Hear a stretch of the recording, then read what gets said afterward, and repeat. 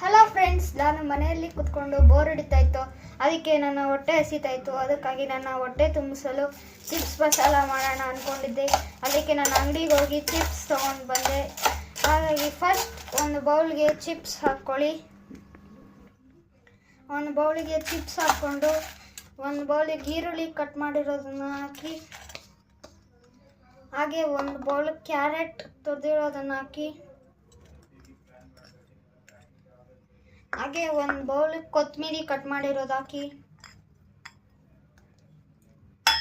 ಹಾಗೆ ಒಂದು bowl tomato cut ಮಾಡಿರೋದು ಹಾಕಿ, ಹಾಗೆ ಸ್ವಲ್ಪ ನಿಂಬೆಹಣ್ಣು ಹಾಕಿ, ಆದ ಮೇಲೆ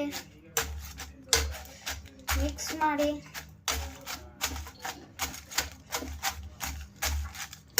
ಮಿಕ್ಸ್ ಮಾಡಿದ್ಮೇಲೆ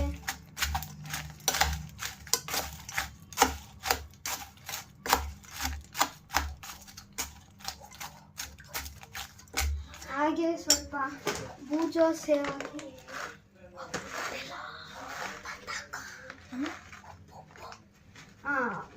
ಬೂಜೋ ಸೇವ್ ಹಾಕಿದ್ದಾದ್ಮೇಲೆ ಸ್ವಲ್ಪ ಉಪ್ಪು ಹಾಕಿ,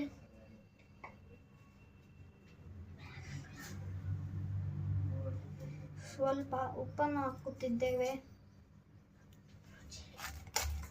ರುಚಿಗೆ ತಕ್ಕಷ್ಟು ಉಪ್ಪು ಹಾಕ್ಕೊಂಡು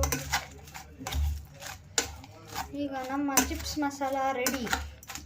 ಧನ್ಯವಾದಗಳು. ನಿಮಗೂ ಬೇಕಾದರೆ ಲೈಕ್ ಮಾಡಿ, ಶೇರ್ ಮಾಡಿ, ಕಾಮೆಂಟ್ ಮಾಡಿ, ಸಬ್ಸ್ಕ್ರೈಬ್ ಮಾಡಿ. ಈಗ ಎಲ್ಲರೂ ಬೇಕಂದರೆ ಮನೆಯಲ್ಲಿ ಅಂತ ಮಾಡ್ಕೊಬೋದು ಅಂತ ಹೇಳ್ತಾ ಬಾಯ್ ಎಲ್ಲರಿಗೂ ಥ್ಯಾಂಕ್ ಯು. ವಂದನೆಗಳು.